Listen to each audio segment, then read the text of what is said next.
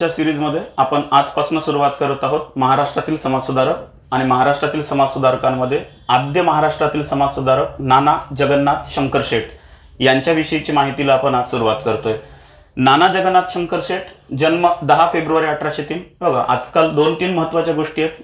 आयोगामध्ये एक ट्रेंड निघालेला आहे, जन्म आणि जन्मगाव यांच्यावर आजकाल क्वेश्चन जास्त विचारले चाललेत।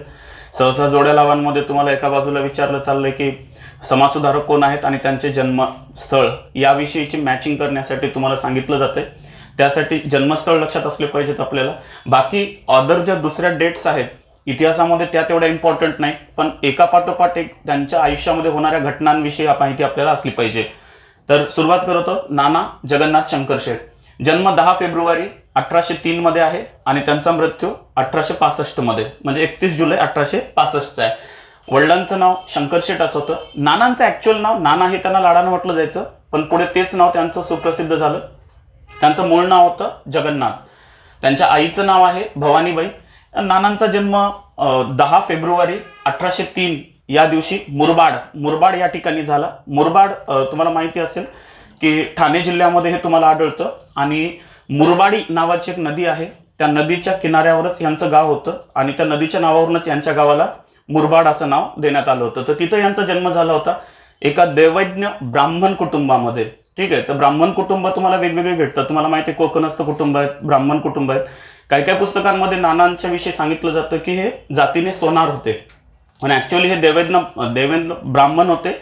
आणि सगळ्यात महत्त्वाचं यांच्याविषयी हे होतं की नाना जगन्नाथ शंकर शेठ यांचा खानदानी व्यवसाय होता, म्हणजे हिऱ्यांचा व्यापार करणे, प्लस त्यांच्या घरी म्हणजे पहिल्यापासून सोनार वातावरण असल्याच्यामुळे त्यांना शेठ या नावाने ओळखलं जायचं। आजही तुम्ही पाहता कोकण एरियामध्ये तुम्ही जा, तुम्हाला शेठ हे नाव जे काही सोनार किंवा जे काही हिऱ्याचा आणि दागिन्यांचा व्यापार करतात त्यांच्या पुढे लावलंच जातं। त्यामुळे यांचे वडील हिऱ्याचे व्यापारी होते म्हणून त्यांना शेठ हे नाव लावलं जात होतं, शंकर शेठ असं म्हटलं जात होतं।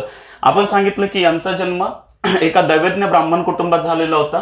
नानांच्या बाबतीमध्ये 2-3 महत्त्वाच्या गोष्टी लक्षात असल्या पाहिजेत। यांच्या वडिलांनी जवाहिऱ्याच्या व्यवसायामध्ये प्रचंड पैसा कमवला होता।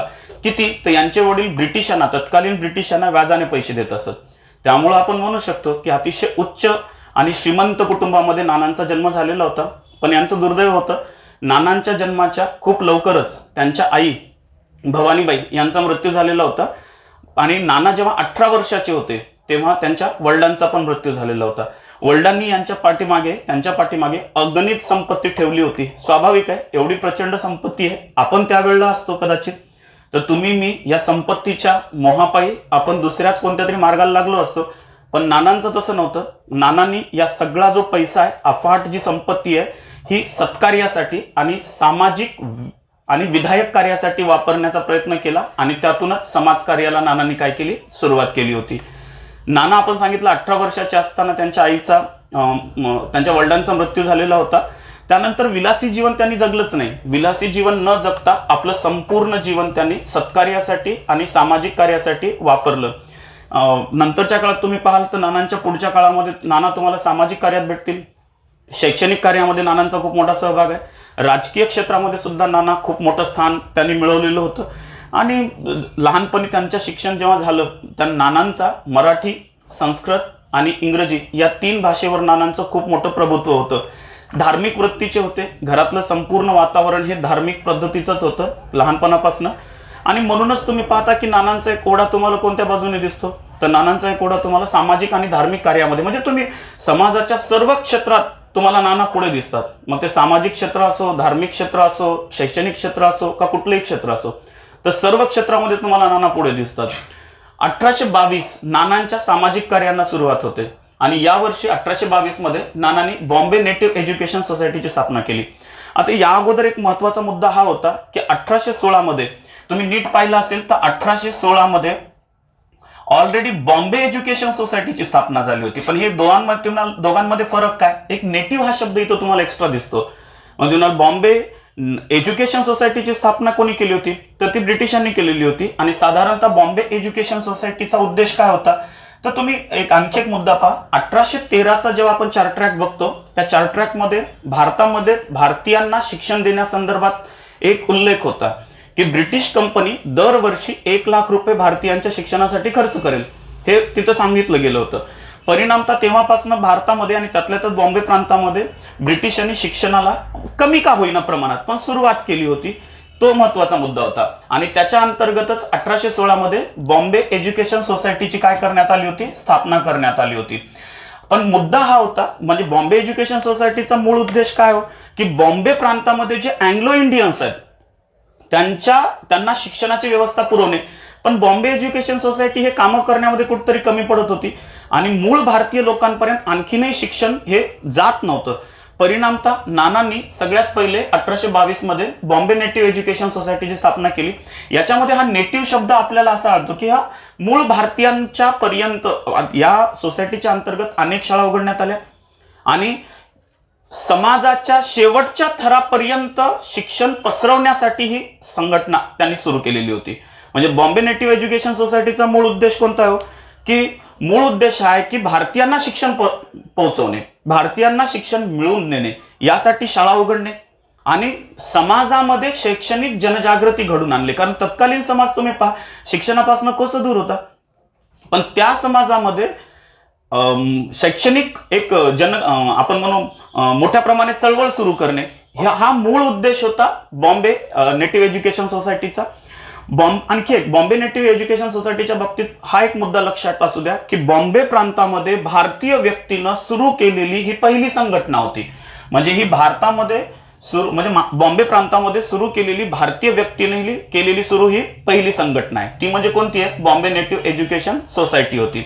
दुसरा भाग आणि नाना जगन्नाथ शंकर शेठ हे या बॉम्बे नेटिव्ह एज्युकेशन सोसायटीचे पहिले अध्यक्ष होते आणि त्यांच्या अध्यक्षतेखालीच बॉम्बे प्रांतामध्ये मोठ्या प्रमाणात शाळांना काय करण्यात आली होती, म्हणजे शाळा सुरू करण्यासाठी एक मोहीम सुरू करण्यात आली होती. तर त्यामुळे ही एक संघटना खूप महत्वाची तुम्हाला आढळून येते. 1824 तुम्ही नीट पाहिलं तर एल्फिन्स्टन हायस्कूलची स्थापना दिसते आपल्याला 1824 मध्ये.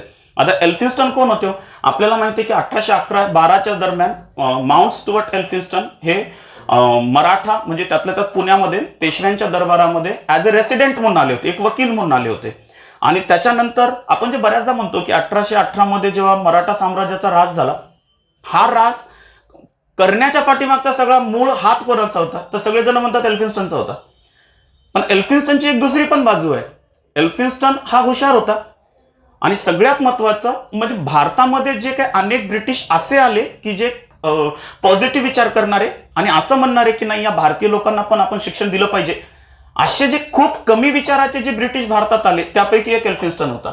आणि एल्फिन्स्टननी तुम्ही नंतर पहा जेव्हा पेशवाई संपली 1818 मध्ये आणि त्याच्यानंतर एल्फिन्स्टन हा बॉम्बे प्रांताचा काय बनला, गव्हर्नर बनला. हाच पुढे एल्फिन्स्टन तुम्हाला रयतवारी पद्धत बॉम्बे प्रांतामध्ये सुरू करण्यामध्ये दिसून येतो.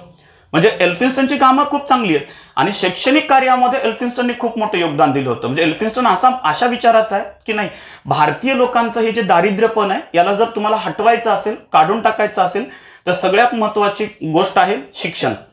म्हणजे आपण यांना शिक्षण दिलं पाहिजे. तर या विचारामध्ये एल्फिन्स्टन होता आणि म्हणून एल्फिन्स्टननी शैक्षणिक म्हणजे बॉम्बे प्रांतामध्ये पायाभूत शैक्षणिक सुधारणा जर कोणी घडून आणली असतील तर त्या एल्फिन्स्टननी घडून आणलेल्या होत्या.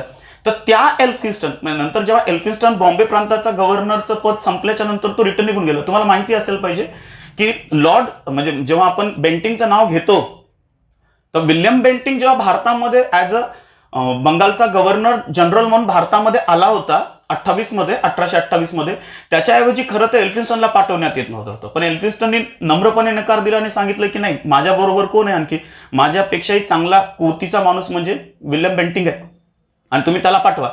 आणि एल्फिन्स्टन नंतर आला नाही भारतात. पण जेव्हा तो बॉम्बेचा गव्हर्नरचा कार्यकाळ त्याचा संपला आणि एल्फिन्स्टन भारतातून निघून गेला तेव्हा त्याच्या आठवणीच्या प्रित्यर्थ नाना जगन्नाथ शंकर शेठ यांनी 1824 मध्ये एल्फिन्स्टन हायस्कूलची स्थापना केली होती. पुढे 1834 मध्ये तुम्ही नीट बघाल तर हेच एल्फिन्स्टन हायस्कूल हे एल्फिन्स्टन कॉलेज मध्ये रूपांतरित करण्यात आलं. म्हणजे हायस्कूलचंच रूपांतर पुढे कशामध्ये करण्यात आलेलं आहे, एल्फिन्स्टन कॉलेजमध्ये याची रूपांतर करण्यात आले. आणि या कामासाठी त्यांना 2-3 महत्वाच्या माणसांची खूप मोठी मदत मिळाली. एक हे नाव तुम्ही बऱ्याचदा ऐकलं असेल, सदाशिवराव छत्रे. तर हे सदाशिवराव छत्रे, त्याच्यानंतर आणखी एक महत्वाचे म्हणजे आपल्या सगळ्यांना माहिती असणारे आद्य पत्रकार म्हणून ज्यांचा तुम्ही उल्लेख करता ते बाळशास्त्री जांभेकर. तर सदाशिवराव छत्रे असतील, बाळशास्त्री जांभेकर असतील, यासारखे जी लोक आहेत यांनी एल्फिन्स्टन कॉलेज सुरू करण्यामध्ये नानांना खूप मोठी मदत केली होती. म्हणजे नानांनी जे एल्फिन्स्टन कॉलेज पुढे सुरू केलं, म्हणजे एल्फिन्स्टन हायस्कूलचं रूपांतर एल्फिन्स्टन कॉलेजमध्ये केलं, तेव्हा सदाशिवराव छत्रे आणि बाळशास्त्री जांभेकर यांनी या कार्यामध्ये त्यांना मदत केलेली आहे. म्हणजे अशा पद्धतीनं अनेक भाग आहेत. दुसरी गोष्ट आपल्याला माहिती आहे की बॉम्बे प्रांताचे एल्फिन्स्टन हे पहिले गव्हर्नर होते. म्हणजे 1818ला जेव्हा पेशवाई संपली आणि त्याच्यानंतर एल्फिन्स्टन हे बॉम्बे प्रांताचे काय बनले, गव्हर्नर बनले. आणि त्यांनी जे बॉम्बे प्रांतामध्ये शैक्षणिक पायाभूत सुधारणा घडून आणल्या, त्यांची आठवण म्हणून त्यांच्या प्रित्यर्थ एल्फिन्स्टन कॉलेजची सुरुवात नंतर करण्यात आलेली होती. ठीक आहे. आणि यासाठी नानांनी स्वतः पुढाकार घेतला, निधी जमवला. एक त्या काळामध्ये 3 लाख रुपयाचा अतिमोठा निधी नानांनी जमवला. एक विश्वस्त मंडळ स्थापन केलं. त्या विश्वस्त मंडळाचे स्वतः नाना अध्यक्ष होते. स्वतः त्यांनी 25,000ची देणगी दिली. म्हणजे जे विश्वस्त मंडळ स्थापन केलं गेलं होतं या शैक्षणिक सुधारणांसाठी, आणि 3 लाख रुपयाची देणगी त्यांनी जमवली.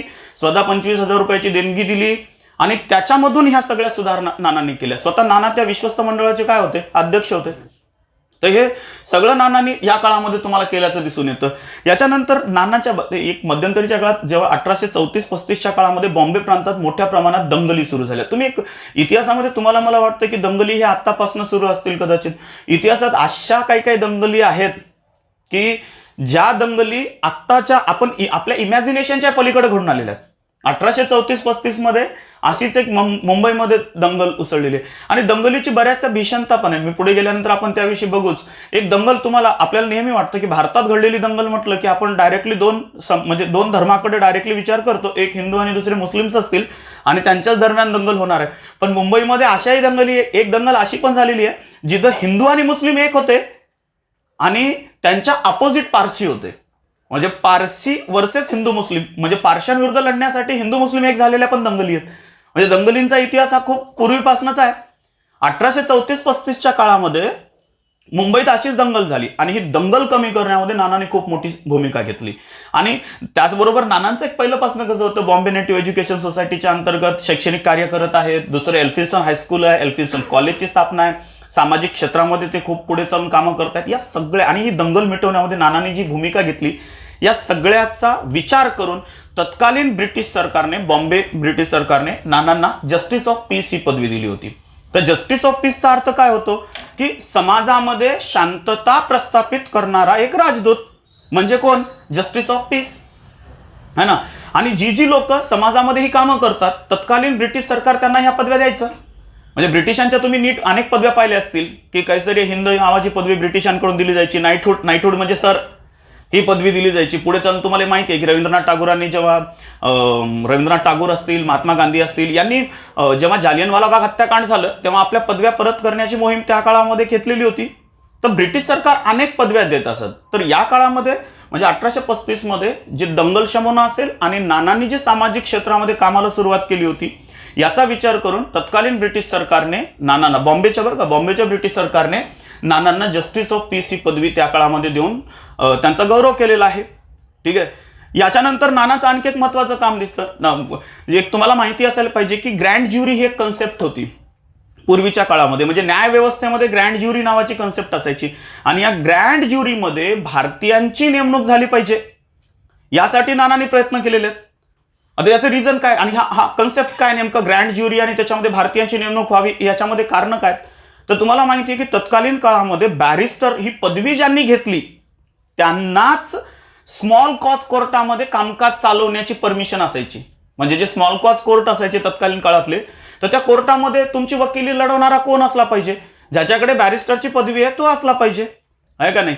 म्हणजे फक्त बॅरिस्टरी पदवी असलेल्या लोकांनाच स्मॉल कॉज कोर्टामध्ये कामकाज करण्यासाठीची अधिकार होता, ती परवानगी होती. परंतु प्रॉब्लेम असा होता की बॅरिस्टर जे पदवी ज्यांच्याकडे आहे या लोकांची फीस खूप जास्त असायची. आता इमॅजिन करा, एखादा गरीब व्यक्ती आहे, त्याची केस जर तुम्ही त्या स्मॉल कॉज कोर्टामध्ये चालवत असाल, आता बॅरिस्टर काय करणार आहे, जास्त फीस घेणार त्याच्याकडनं. मग बॅरिस्टर जी जास्त फीस घेतो, मग सामान्य लोकांनी परवडणारच नाही ना. म्हणजे सिंपल काय की एखादा व्यक्ती आहे, तुम्ही तुमच्या ऐपतीपेक्षा कितीतरी जास्त पटीनं फीसच मागताय, मग सर्वसामान्य लोकांना परवडत नव्हतं. मग त्यामुळं त्या सर्वसामान्य लोकांची गैरसोय व्हायची. त्यांना जो न्याय मिळाला पाहिजे तो न्याय मिळत नव्हता. कारण मग सर्वसामान्य लोक विचार काय करायचे, जाऊ द्या कोर्टामध्ये गेलं मग जे होईल ते होईल, आपल्याला काय वकील लावण्याची आपली ऐपत नाही. मग तिथं काय होतं की न्यायदान हे एका बाजूकडे झुकलं होतं. म्हणजे पोलरायझेशन आहे. म्हणजे तुम्ही न्यायाच्या बाबतीमध्ये कुठेतरी पोलरायझेशन घडून आणता. मग हे कशामुळे होतं की बॅरिस्ट्री झालेलेच लोक तुम्ही तिथं जर कामकाज चालवत असतील किंवा वकिलीचा पेशा चालवत असतील तर बाकीच्यांनी जायचं कुठं? मग गोरगरीब लोक त्या बॅरिस्ट्रीकडे जायची ताकदच नाहीये त्यांची. ते जाण्याच्या अगोदर 10 विचार करायचे, आपलं तर जाणं शक्यच नाही. मग यावेळेस काय करायचं की बॅरिस्टर, मग त्यामुळं नानाने जेव्हा ही गोष्ट समजली तेव्हा नानांनी काय केलं की सरकारकडे एक मागणी केली.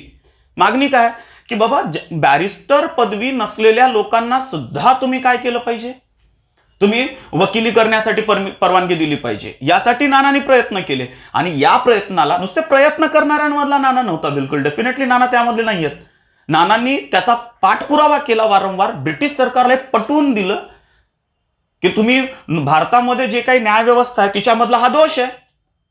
आणि मग ब्रिटिश सरकारला या गोष्टी पटल्या आणि ब्रिटिश सरकारने स्मॉल कॉज कोर्टामध्ये बॅरिस्ट्रीची पदवी नसलेल्या वकिलांना सुद्धा ही केस लढण्याची अनुमती दिली. म्हणजे याच्या पाठीमागे पाठपुरावा कोणाचा आहे?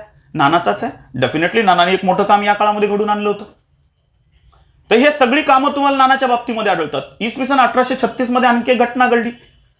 म्हणजे या काळामध्ये सगळ्यात मोठा प्रॉब्लेम काय होता की बॉम्बे सरकारने एक निर्णय घेतला. निर्णय काय? बॉम्बेमध्ये जेवढी काही लोकांचा मृत्यू झाल्यानंतर त्यांना दफन किंवा दहन कुठं केलं जायचं? सोनापूरच्या, बॉम्बेच्या जवळ सोनापूर आहे, सोनापूरच्या स्मशानभूमीमध्ये केलं जायचं. मग यावेळेस सरकारनं निर्णय काय केला? आणि सोनापूर जवळ आहे बॉम्बेपासून, त्यामुळे लोकांना काय आहे की तुम्ही त्यांना दफन किंवा दहन करण्यासाठी जवळच्या एका सोनापूरच्या स्मशानभूमीमध्ये घेऊन जाऊ शकता. पण यावेळी बॉम्बे सरकारनं काय केलं की सोनापूरची स्मशानभूमी हटवून शिवडी या ठिकाणी ती स्मशानभूमी स्थलांतरित केली. आणि विशेष म्हणजे लोकांनी खूप मोठ्या प्रमाणात विरोध केला. आता सिंपल आहे, जर तुम्हाला एखाद्या व्यक्तींना आजच्या काळामध्ये तुम्ही हे मी मान्य करू शकतो, स्मशानभूमी किती लांब असली तरी काही अडचण नाही, कारण आपण गाड्याचा वापर करून तिथपर्यंत जाऊ शकतो. पण तत्कालीन समाजामध्ये ह्या सगळ्या गोष्टी अवेलेबल नाही आहेत. आणि अशा वेळी जर तुम्ही स्मशानभूमी 10-10, 15-15 किलोमीटर लांबपर्यंत नेऊन स्थलांतरित करत असाल तर सर्वसामान्यांची गैरसोय आहे. ठीक आहे ना? म्हणजे सिंपल भाषेमध्ये तुम्ही मी म्हणू शकतो, जिवंतपणी तर त्रास आहे, जिवंत असणाऱ्यांना त्रास आहे 15 किलोमीटर चालण्याचा, मेलेल्याला पण त्रास आहे 15 किलोमीटर तेवढं वेट करण्याचा लांबपर्यंत जाऊन. म्हणजे ह्या सगळ्या गोष्टी तुम्हाला कोण, म्हणजे ही गैरसोय आहे. पण नानाला जेव्हा ही गोष्ट समजली, नाना शंकरशेठ यांना, नाना शंकरशेठ गेले ब्रिटिश सरकारकडे. आणि ब्रिटिश सरकारकडे गेल्याच्या नंतर त्यांनी सांगितलं की हा निर्णय तुम्ही रद्द केला पाहिजे. आणि नानांच्या या शब्दाला ब्रिटिश सरकारने मान दिला आणि त्यांनी हा निर्णय मागे घेतला. आणि मग परत सोनापूर याच ठिकाणी स्मशानभूमीची जागा उलट ती जागा तिथं वाढवण्यात आली. आणि नंतर जी गैरसोय होणार होती ती टळली. तर नाना तुम्ही त्या काळात पाहाल, सर्वसामान्य जनता आणि ब्रिटिश सरकार यांचा एक मध्य म्हणून काम करत होते. म्हणजे त्या काळामध्ये नानांचं हे काम आहे की सर्वसामान्य, सिंपल आहे, एक साधा व्यक्ती गोरगरीब तो ब्रिटिशांच्या पुढे जाऊन काय स्वतःचे प्रश्न मांडणार आहे, यासाठी नानांसारखाच माणूस पाहिजे. आणि नानांनी हे काम खूप चोखपणे त्या काळामध्ये बजावलेलं आहे की ते एक मध्यस्थ होते सर्वसामान्य भारतीय जनता आणि ब्रिटिश सरकार यांच्यावर. दुसरी गोष्ट आहे की इंग्रजी भाषेवर खूप जास्त प्रभुत्व होतं.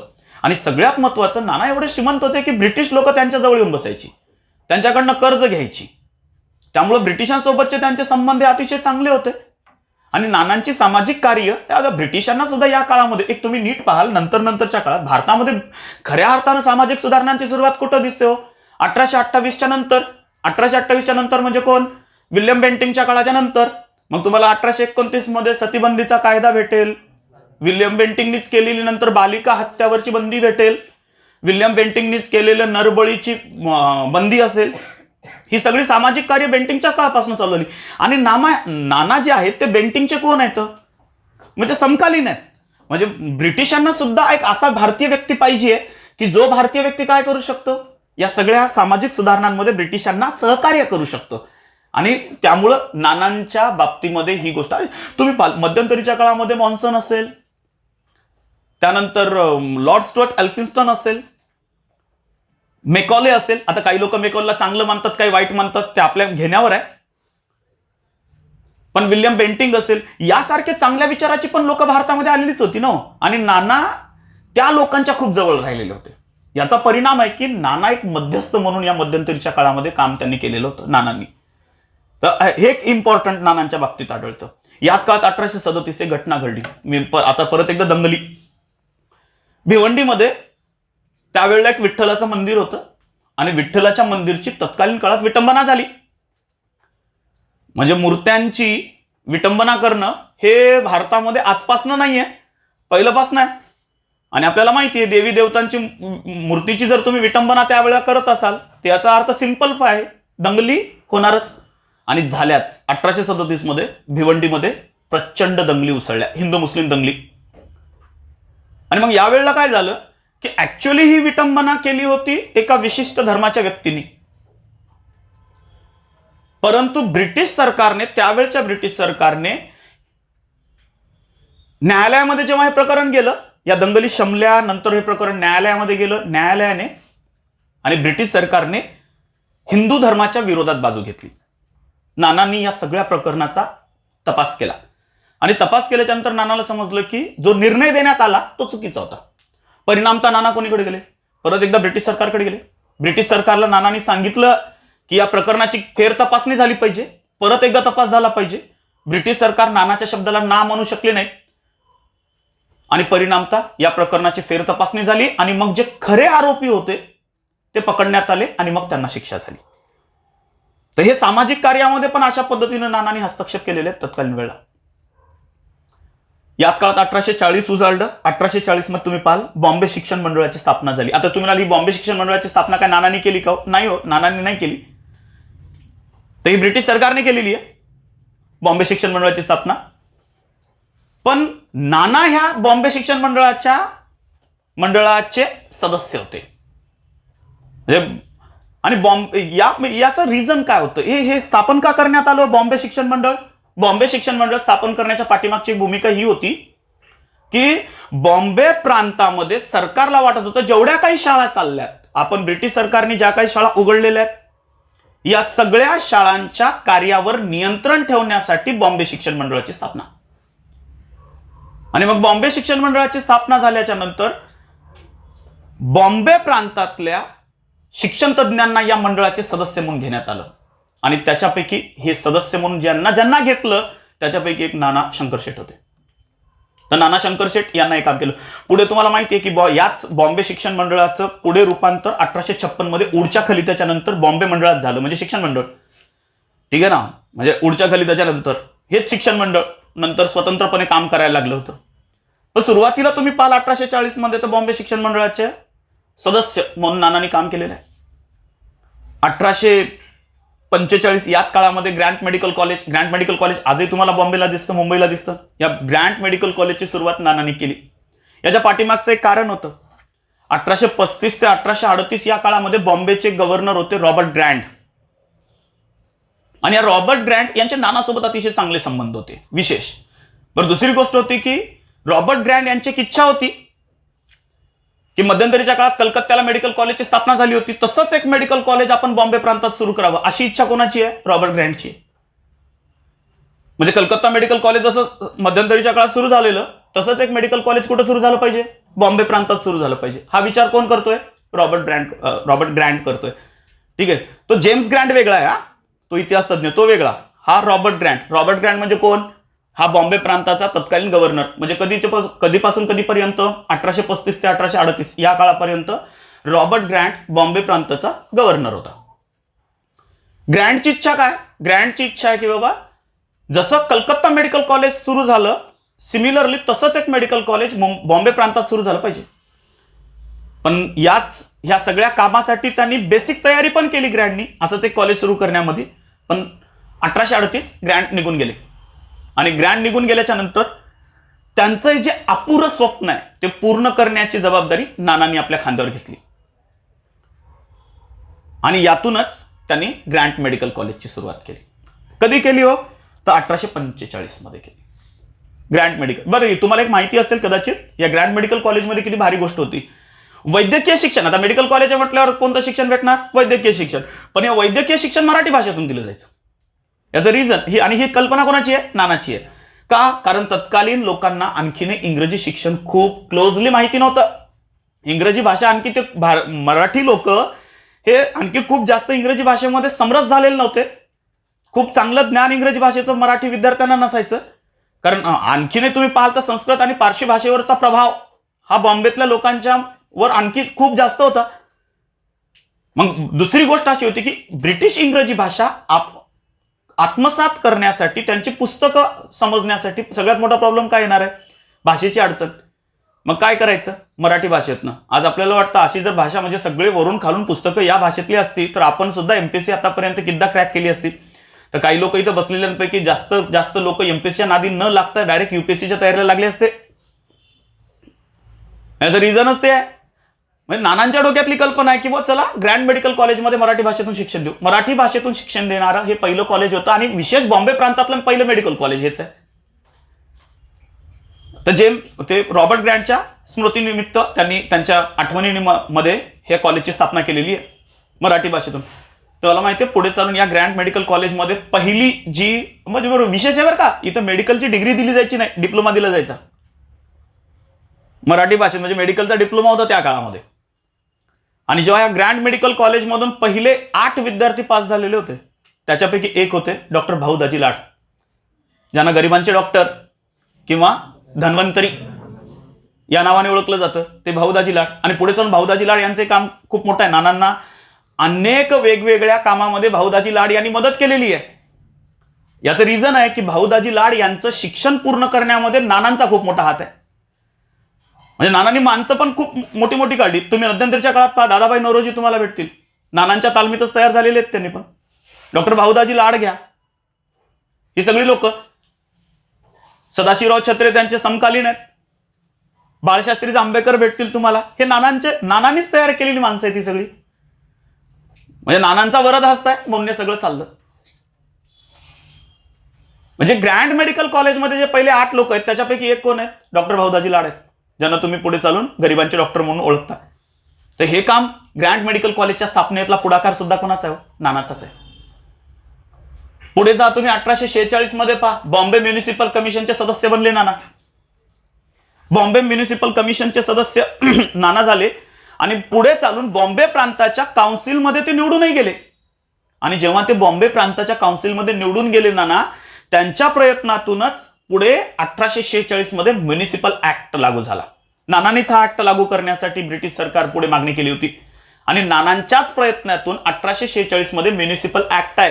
काय हो हा ऍक्ट? म्युनिसिपल ऍक्ट नुसार मुंबई म्हणजे आजचं मुंबई, त्यावेळेचं बॉम्बे शहर, बॉम्बे शहराच्या आरोग्यासाठी, बॉम्बे शहरातील रहिवाशांच्या आरोग्यासाठी आणि इतर सोयींसाठी बॉम्बे म्युनिसिपल कमिशन स्थापन केलं पाहिजे. म्हणजे बॉम्बे म्युनिसिपल कमिशनचं काम काय असेल की शहरामध्ये सगळ्या काही सोयी सुविधा पुरवणे हे काम आहे. आणि तुम्हाला माहितीये का, या कमिशनमध्ये कार्य करताना नाना स्वतः या कमिशनमध्ये नानांनी काम केलेलं आहे. आणि हे काम करत असताना अनेक नवीन नवीन गोष्टी नानांनी घडून आणल्या. मच्छरांचा त्यावेळेला खूप त्रास होता, तर जी गटार आहेत ती भूमिगत करण्यामध्ये नानांचा हात आहे. जी गटारं उघडी आहेत त्यांच्यावर आवरण तयार ठेवण्याचं काम नानांनीच केलेलं आहे. इव्हन सोडून द्या, लंडनच्या रस्त्यांवर ज्या पद्धतीनं पथदिवे होते तसे पथदिवे नानांनी भारतात मागून घेतले आणि बॉम्बेच्या रस्त्यांवर त्या पद्धतीचे पथदिवे लावण्याचं काम नानांनी केलेलं आहे. अनेक नवीन नवीन ऑफिसेस त्या काळामध्ये म्युनिसिपल ऍक्ट अंतर्गत बॉम्बेमध्ये सुरू करण्यात आली. हे सगळ्याच्या पाठीमागं कोणाची प्रेरणा आहे? नानाची आहे. आणि म्हणूनच तुम्हाला माहिती असेल की आधुनिक मुंबईचे शिल्पकार नानांना म्हटलं जातं. हे कशासाठी आहे? कारण मुंबई शहर तयार करण्यामध्ये या माणसाचा खूप मोठा हात आहे म्हणून म्हणतात. मध्यंतरीच्या काळामध्ये नानांच्या बाबतीत अनेक चर्चा पण निघाल्या. जेव्हा बॉम्बेमध्ये नवीन एअरपोर्ट सुरू करण्याचा प्रस्ताव आला त्यावेळेस काही लोकांची ही पण मागणी होती की या एअरपोर्टला नानांचं नाव द्या. आता ही मागणी चालूच आहे की मुंबईमध्ये आज जे बॉम्बे युनिव्हर्सिटी किंवा मुंबई विद्यापीठ आहे त्या विद्यापीठाला नानाचं नाव देऊन टाका. आता याला नानाचं नाव का द्या? याचं कारण आहे की मुंबई विद्यापीठाच्या स्थापनेमध्ये या माणसाचा खूप मोठा हात होता नानांचा. ऍक्च्युअली बॉम्बे युनिव्हर्सिटीची स्थापना कशाच्या आधारावर आहे? ऊडच्या खलित्याच्या आधारावर आहे. पण त्याच्यानंतरही बॉम्बे युनिव्हर्सिटीसाठी खूप मोठं योगदान नानांनी दिलं होतं. आणि या सगळ्याचा परिणाम म्हणून आधुनिक मुंबईचे शिल्पकार नानांना आपण म्हणतो.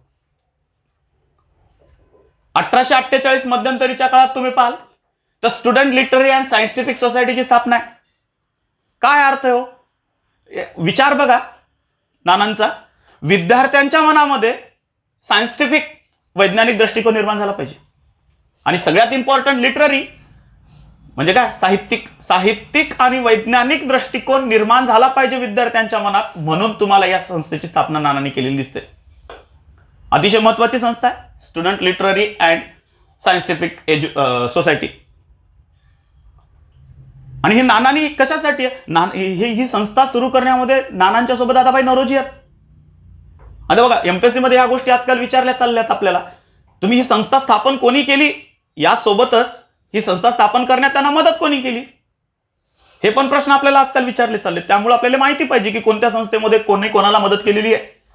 जसं आता आपण सांगितलं की स्टुडंट लिटररी अँड सायंटिफिक सोसायटीच्या स्थापनेमध्ये नानांना मदत कोण करतायत, दादाभाई नौरोजी करतायत.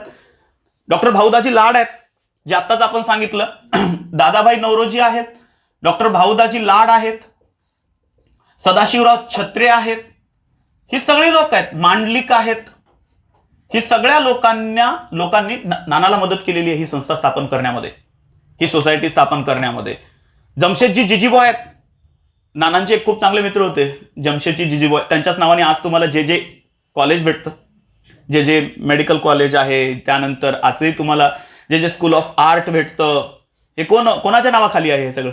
जमशेदजी जिजीबॉय, जे नानांचे अतिशय चांगले मित्र होते. आणि यांनी सुद्धा अनेक सामाजिक सुधारणांमध्ये खूप पैसा, त्यांनी पण स्वतःचा पैसा वापरलेला आहे नानांप्रमाणेच. तर ही सगळी लोक आहेत. सोराबजी शापूरजी आहेत मध्यंतरीच्या काळात. तुम्ही पाल मुंबईमध्ये ना, आपल्याला असं नाही आहे की मुंबई म्हणजे आजकाल पारशी लोकांनी खूप सहकार्य केलेलं आहे मुंबई शहर वसवण्यामध्ये.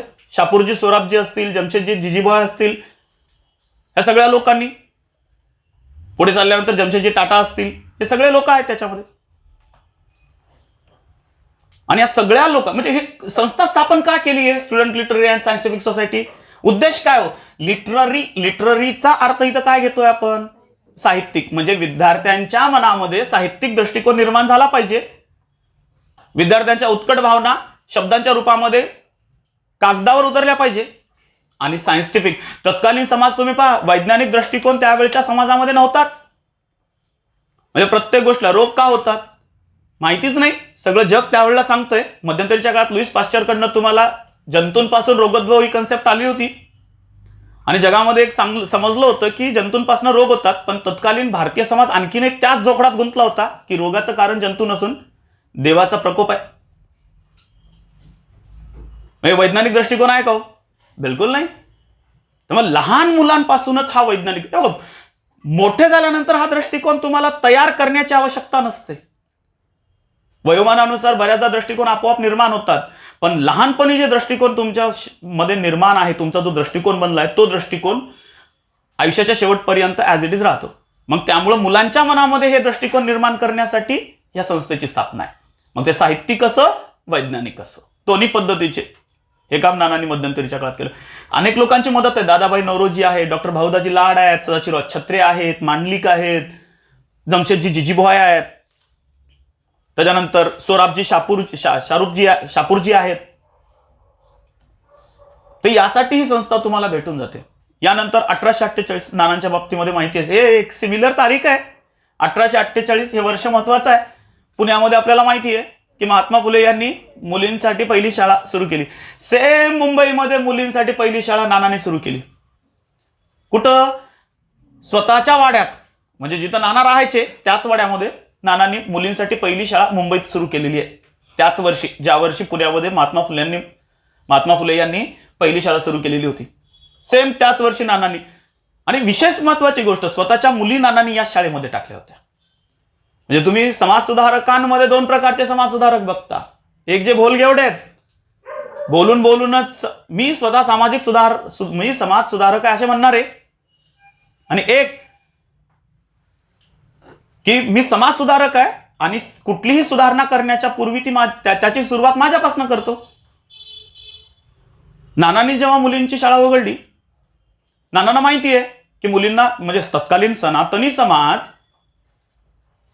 मुलींच्या शिक्षणाच्या विरोधात आहे आणि आपल्या मुली पाठवायला शाळेमध्ये कोणी तयार नाही. नानांनी स्वतःच्या मुली पहिल्यांदा पाठवल्यात शाळेमध्ये.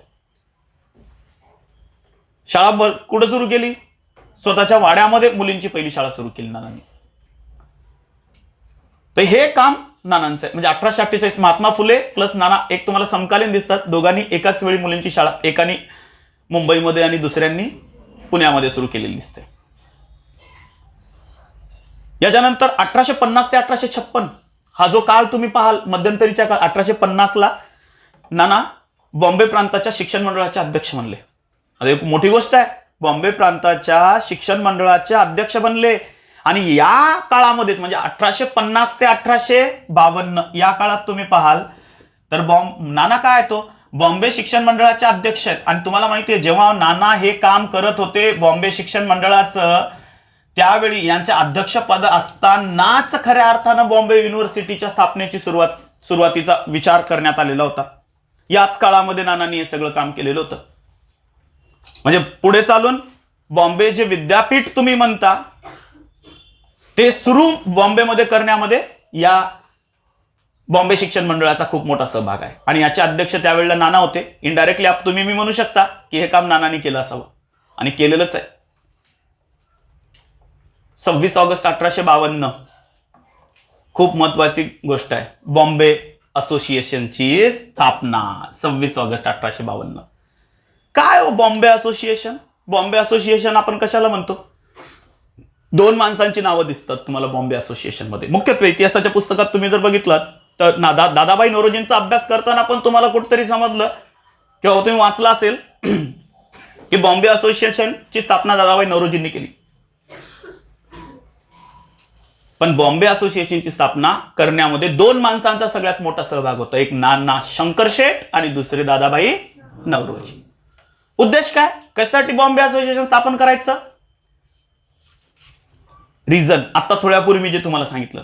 नाना तत्कालीन समाजाचे काय बनलेत? समाजाच्या खालच्या थरातील भारतीय लोकांचे प्रश्न सरकारपर्यंत पोहोचवणारे. आणि बॉम्बे असोसिएशनचा उद्देश तोच होता की सर्वसामान्यांचे प्रश्न ब्रिटिश दरबारी पोहोचवणे, मांडणे. हे काम बॉम्बे असोसिएशनचं आहे. सरकारच्या ज्या योजना आहेत त्या जनतेपर्यंत त्याची माहिती देणे. बऱ्याचदा सरकारच्या योजना आजही आपल्याला बसतात, कित्येक योजना असतील, शेवटच्या ज्या लोकांसाठी या योजना सुरू केल्या जातात त्या लोकांपर्यंत पोहोचतात का? बिलकुल नाही पोहोचत. बॉम्बे तत्कालीन काळामध्ये ज्या सरकारने योजना सुरू केल्या त्यांची माहिती लोकांपर्यंत नेणे. आज तरी तुम्ही मी म्हणाल की टेलिकम्युनिकेशनच्या माध्यमातून तुम्ही मला हे सगळं कळतं की गव्हर्नमेंट कोणती योजना आणतीये आणि त्या योजनेचा लाभ कोणाला आहे आणि कोणी घ्यावा हे आज तुम्हाला मला सगळ्यांना कळतं. पण त्यावेळेच्या समाजाला माहिती नाहीये. ही साधनं नव्हती. इव्हन तुम्ही नीट पाहत असाल तर या काळामध्ये आत्ता कुठं मराठी भाषेतल्या वर्तमानपत्रांची सुरुवात झालेली होती. म्हणजे 1832 पहिलं वर्तमानपत्र दर्पण, बाळशास्त्री जांभेकर. आता नानांचा हा भाग एपिसोड संपल्याच्या नंतर लगेच आपण बाळशास्त्री जांभेकरांना सुरुवात करणारच आहोत. तर वर्तमानपत्र आत्ता सुरू झालेली आहेत. तर या काळामध्ये सरकारच्या योजना सर्वसामान्यांपर्यंत पोहोचायच्याच नाहीत. मग या योजनांना सर्वसामान्यांपर्यंत त्यांची माहिती नेण्याचं काम कोण करत होते? बॉम्बे असोसिएशन करायचं. म्हणजे त्यासाठी ही संस्था स्थापन केली आहे. समाजामध्ये शिक्षण विषयक जनजागृती निर्माण करणे हे काम पण बॉम्बे असोसिएशनचं आहे. बॉम्बे असोसिएशनच्या बाबतीमध्ये तुम्हाला एक मुद्दा माहिती असला पाहिजे की या असोसिएशनचे सदस्य कोण कोण आहेत. या असोसिएशनचे सदस्य होते दादाबाई नौरोजी. बॉम्बे असोसिएशनच्या सदस्यांमध्ये कासवजी फ्रामजी आहेत, त्याच्यानंतर नवरोजजी फर्टूनजी आहेत. तुम्ही नीट पाहिलात तर नाना शंकरशेठ यांचे पारशी जे उद्योगपती होते त्यांच्यासोबत यांनी अनेक मोठी कामं केलेली आहेत. बॉम्बे असोसिएशनच्या बाबतीमध्ये आणखी एक महत्व, काही काळ पुढे चालून नाना या बॉम्बे असोसिएशनचे अध्यक्ष पण होते. आणि भारतीय लोकांना कायदे मंडळामध्ये प्रतिनिधित्व मिळवून देण्यासाठी बॉम्बे असोसिएशननी पुढे खूप मोठं काम केलेलं आहे की जे भारतीय लोक आहेत त्यांना बॉम्बे कायदे मंडळामध्ये काय झालं पाहिजे? प्रतिनिधित्व. इन शॉर्ट तुम्ही काय म्हणालो, बॉम्बे कायदे मंडळ म्हणजे कोण? आमदार. बॉम्बे कायदे मंडळाचा सदस्य याचा अर्थ कोण आहे? तो आमदार. की भारतीय लोकांना सुद्धा बॉम्बे कायदे मंडळामध्ये स्थान द्या आणि आम्हाला प्रतिनिधित्व तुम्ही दिलं पाहिजे, ही मागणी पण बॉम्बे असोसिएशननी सुरुवातीच्या काळामध्ये केलेली आहे. बॉम्बे असोसिएशनच्या बाबतीत एक मुद्दा लक्षात असू द्या, मान्य आहे या असोसिएशनचा दोन्ही प्रकारचे उद्देश तुम्हाला भेटतात. एक राजकीय उद्देश पण आहेत आणि दुसरे सामाजिक शैक्षणिक उद्देश पण आहेत. पण पहिली राजकीय बॉम्बे प्रांतातली पहिली राजकीय संघटना कोणती असेल तर ती बॉम्बे असोसिएशन होती.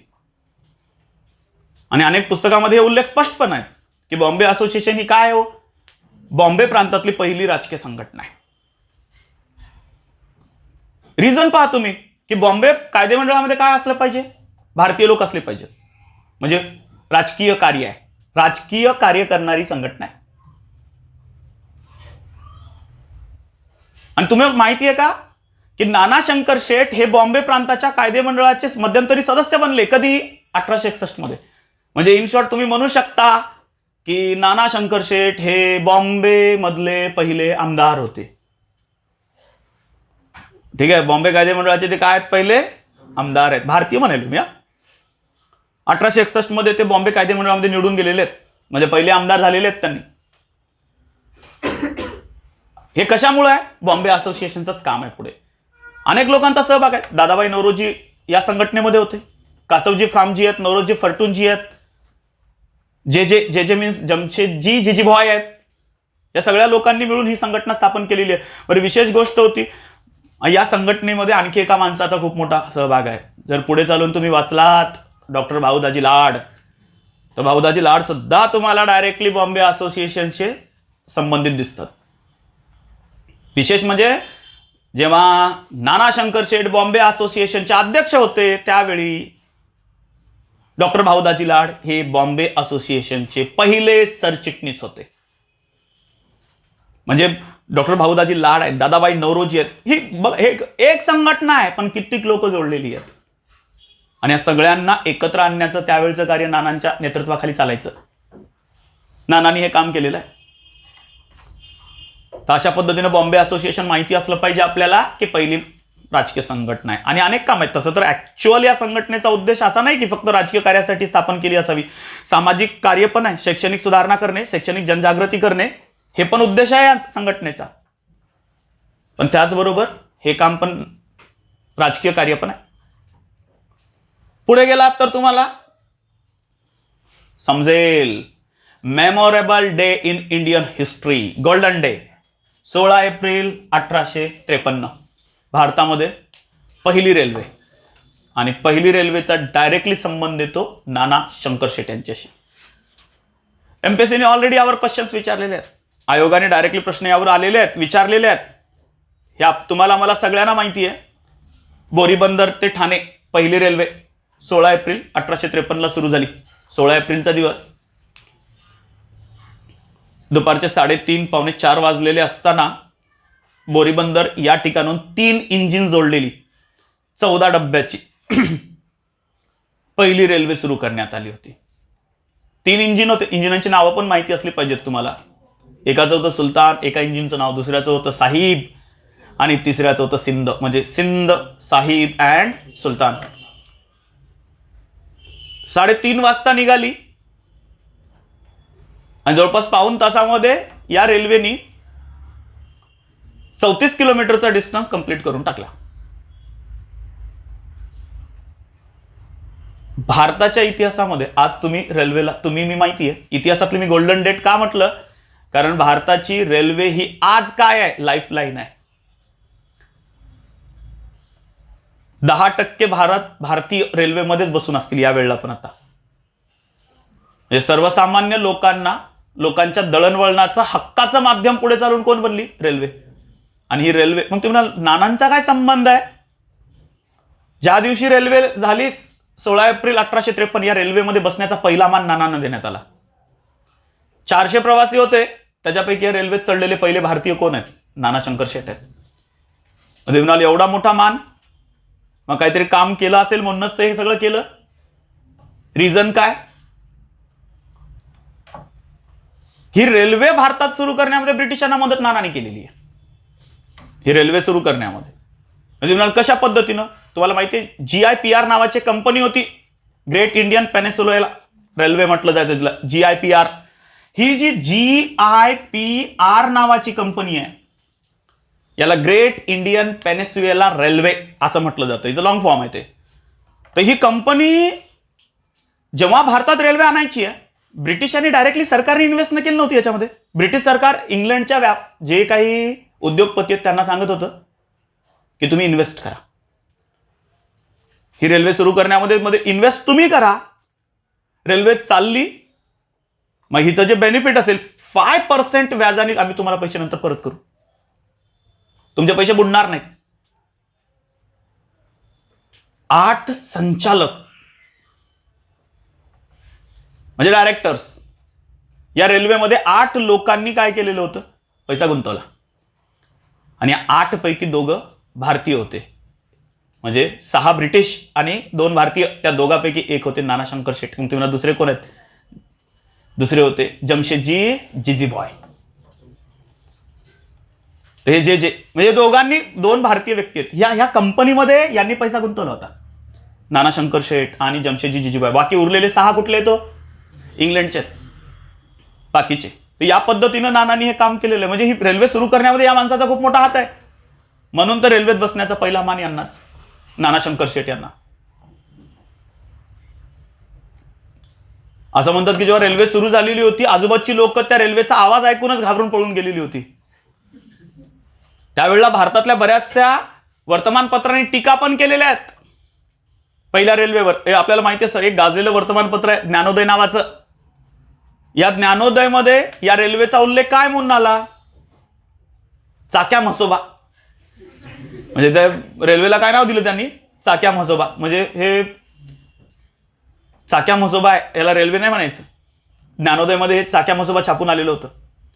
जेव्हा रेल्वे सुरू झाली, बॉम्बेमध्ये रेल्वेला ऑफिस नाही आहे रेल्वेसाठी, तर स्वतःच्या घरामध्ये रेल्वेची ऑफिस उघडण्यासाठी कोणी प्रयत्न केले होते? नानांनी परवानगी दिली की चला ऑफिस नाही ना, माझ्या घरात ऑफिस चालू करा रेल्वेचं. म्हणजे रेल्वेचं कार्यालय चाललंय कुठून? नानांच्या घरातनं. तर ही रेल्वे सुरू करण्यामध्ये नानांचा खूप मोठा हात आहे. पुढे तुम्ही पाहाल तर 18 जुलै 1857 बॉम्बे विद्यापीठाचे पहिले फेलो. 18 जुलै 1857 माहिती आपल्याला, बॉम्बे विद्यापीठाची स्थापना. बॉम्बे विद्यापीठाची स्थापना कशानुसार झाली? ऊर्जा खाली त्यानुसार झाली. भारतामध्ये 3 विद्यापीठ स्थापन झाली, त्यापैकी एक बॉम्बे विद्यापीठ आहे. पण मी मागेही तुम्हाला सांगितलं आता थोड्या वेळापूर्वी की बॉम्बे शिक्षण मंडळाचे अध्यक्ष म्हणून मध्यंतरी नानांनी काम केलं होतं. त्याच वेळी बॉम्बे युनिव्हर्सिटी, म्हणजे तुम्ही पाहाल तर 1850 ते 1862 या काळामध्ये जेव्हा नाना हे बॉम्बे शिक्षण मंडळाचे अध्यक्ष आहेत, त्यावेळी हे विद्यापीठ सुरू करण्यामध्ये नानांनी खूप मोठं सहकार्य केलं. विद्यापीठाची जागा, विद्यापीठाची बिल्डिंग बांधणे, सिलेबस काय असला पाहिजे, या सगळ्या गोष्टीवर त्यांचं बारीक लक्ष होतं. आणि म्हणून जेव्हा बॉम्बे विद्यापीठ युनिव्हर्सिटीची स्थापना झाली, त्यावेळेस या विद्यापीठाचे पहिले फेलो म्हणून कोणाची नियुक्ती करण्यात आली? नानांची नियुक्ती करण्यात आली. ठीक आहे ना? तुम्ही कुठेतरी ऐकलं असेल ते मानद सदस्य म्हणतात मराठीतनं. फेलो म्हणजे कोण? मानद सदस्य. तर बॉम्बे युनिव्हर्सिटीचे पहिले मानद सदस्य नाना होते. तर हे काम त्यांच्याच बाबतीत आहे. नंतरच्या काळात तुम्ही नीट पाहिलं असेल तर 1857 जगन्नाथ शंकर शेठ फर्स्ट ग्रेड अँग्लो वर्नाक्युलर स्कूलची पण स्थापना झाली. पण ही स्थापना नानांनी केली नाही, नानाच्या मुलांनी केली. म्हणजे नानांच्या मुलांनी, हे नानांची इच्छा होती की आणखी एखादी शाळा सुरू केली पाहिजे आणि ती त्यांची इच्छा त्यांच्या मुलांनी पूर्ण केली. आणि पुढे चालून the Jagannath Shankar Sheth first grade Anglo vernacular school स्थापन झालं. म्हणजे नाना शंकर शेठनी जे शैक्षणिक कार्यामध्ये, म्हणजे शैक्षणिक क्षेत्रामध्ये जे कार्य केलं त्याचं स्मरण म्हणून नानांच्या मुलांनी या शाळेची स्थापना केलेली होती. या शाळेमध्ये वैशिष्ट्य होतं, तुम्ही फर्स्ट अँड सेकंड आलात तर स्कॉलरशिप दिली जायची नानांकडनं. तर हे पण काम नानाच्या काळामध्ये तुम्हाला दिसेल. मध्यंतरीच्या काळात आणखी एक महत्वाची घटना घडली होती. 1855 आपण बोलता बोलता सांगितलं, जसं आपण सांगितलं की मुंबईमध्ये पहिलं मेडिकल कॉलेज नानांनी आणलं, ग्रँड मेडिकल कॉलेज. सिमिलरली मुंबईमध्ये बॉम्बे लॉ कॉलेजची स्थापना पण करण्यामध्ये नानांचा सहभाग होता. म्हणजे लॉ कॉलेज सुरू करण्यामध्ये सुद्धा 1855 मध्ये हे लॉ कॉलेज पुढे चालून सुरू झालं. पण हे सुरू करण्यामध्ये एक मोठा हातभार कोणी लावला? नानांनी लावला. तर त्याच्याचे सुद्धा लॉ कॉलेजचे सुद्धा नाना संबंधित आहेत, डायरेक्टली वा इनडायरेक्टली. आणि सगळी कामं नानांनी केली.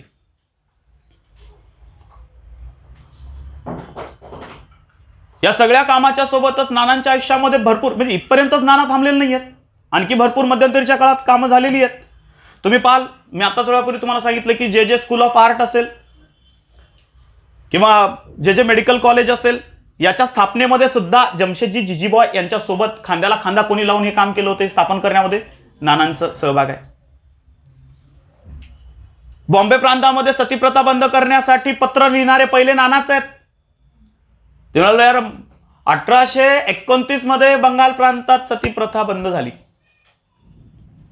पण ती बंगाल प्रांतात झाली होती.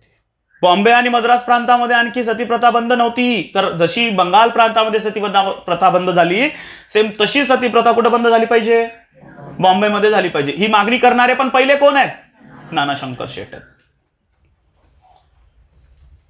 मध्यंतरीच्या काळात हा एक प्रश्न एमपीएससीने विचारलेला आहे, चिंचपोकळी गॅस एजन्सीच्या स्थापनेमध्ये खालीलपैकी कोणत्या समाजसुधारकाचा हात आहे? चिंचपोकळीच्या गॅस एजन्सीच्या स्थापनेमध्ये सुद्धा नानांचा सहभाग होता. ते काम नानांनीच केलेलं आहे, चिंचपोकळी गॅस एजन्सी स्थापन करण्यामध्ये. आता सिंपल आहे, मध्यंतरीच्या काळामध्ये डेक्कन व्हर्नाक्युलर सोसायटीची स्थापना झाली होती. आता डेक्कन व्हर्नाक्युलर सोसायटी काय हो, आणि हिचा उद्देश काय? तर हिचा सिंपल उद्देश आहे की इंग्लंडमधून आलेलं ब्रिटिश साहित्य आपल्या भाषेमध्ये, म्हणजे मराठी भाषेमध्ये रूपांतरित करणे. म्हणजे इंग्लंडची पुस्तकं मराठी भाषेमध्ये आणली जातात. ठीक आहे ना? तर हे काम कोण करायचं? डेक्कन एजन्सी. माझा एक सिंपल प्रश्न तुम्हाला आहे, ब्रिटिशांनी भारतीय साहित्य इंग्रजीमध्ये ट्रान्सलेट करण्यासाठी कोणती संस्था स्थापन सुरू केली होती? थोडी हिंट देतो. विल्यम जोन्स तिचे अध्यक्ष होते. कोण आहे?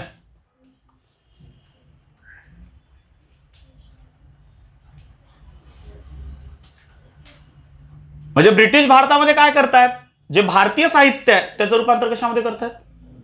इंग्लिश भाषेमध्ये. मग त्याला प्रत्युत्तर की तुमचे साहित्य आम्ही आमच्या भाषेमध्ये आणतो, आणि मग ते आहे डेक्कन व्हर्नाक्युलर सोसायटी. त्याचं प्रत्युत्तर म्हणून ही सुरुवात केली गेलेली होती. तर बेंगॉल एशियाटिक सोसायटी आहे का? आणि तिचा उद्देश काय होता?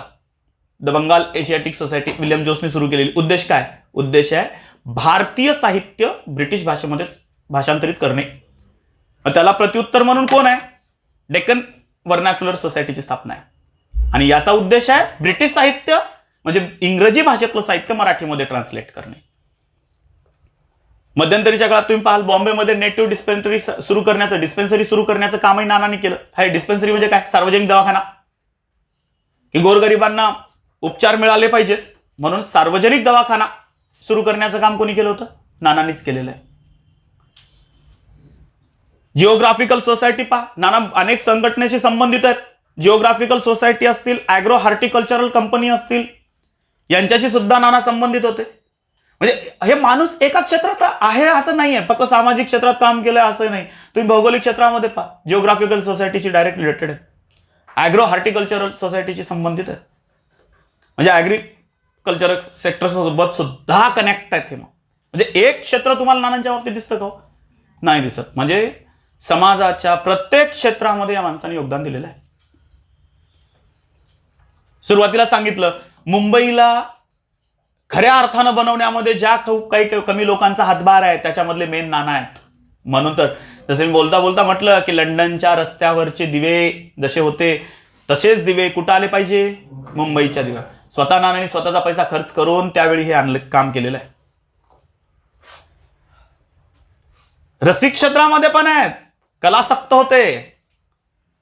बॉम्बेमध्ये खूप मोठं थिएटर होतं तेव्हा, बादशाह थिएटर नावाचं. अरे थिएटर म्हणजे आजचे काय मूवीज नाही आहेत, पण तिथं नाटकाचे प्रयोग व्हायचे.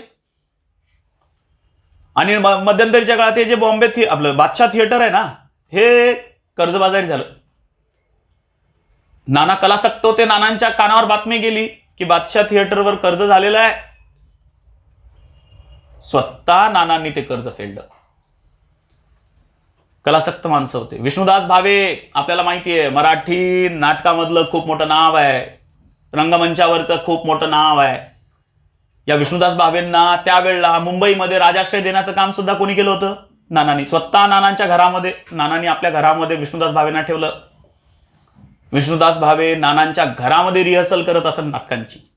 कलासक्त होते. म्हणजे तुम्ही प्रत्येक क्षेत्रामध्ये जा, तुम्हाला नाना भेटून जातील. ग्रँड रोड या ठिकाणी मुंबईमध्ये मध्यंतरीच्या काळामध्ये पिण्याच्या पाण्याच्या व्यवस्थेचा प्रश्न निर्माण झाला. त्यावेळेस नानांच्या बाबतीमध्ये समजून घ्या की नानांनी ग्रँड रोडमध्ये तलाव बांधला. आज मुंबईला पाणी पुरवठा करणारे जे 6 तलाव आहेत त्यापैकी हा एक तलाव आजही आहे. म्हणजे या तलावाची निर्मिती तेव्हा नानांनी केली होती. म्हणजे ग्रँड रोडवरचा जो तलाव आहे, जो मुंबईला आजही पाणी पुरवठा करतोय, तर हे काम नानांचंच आहे. आपण सांगितलं मुंबई प्रांतामध्ये डासांचा उपद्रव झाला, त्यावेळेस उघडी गटार बंद करण्यासाठी नानांनीच भाग पाडलं म्युनिसिपल, कारण ते त्यावेळेला महानगरपालिकेमध्ये कार्य करतात. नाना अनेक बँकांशी संबंधित होते. बँक ऑफ बॉम्बे, पुढे चालून बँक ऑफ बॉम्बे बुलडी डुबली, ती bank of Bombay, government saving bank असेल, बँक ऑफ बॉम्बे असेल, बँक ऑफ वेस्टर्न इंडिया असेल, ओरिएंटल बँक असेल, या सगळ्या बँकेच्या स्थापनेमध्ये नानांचा सहभाग आहे, नानांचा पुढाकार आहे. म्हणजे बँकिंग क्षेत्रामध्ये खूप मोठं नाव आहे.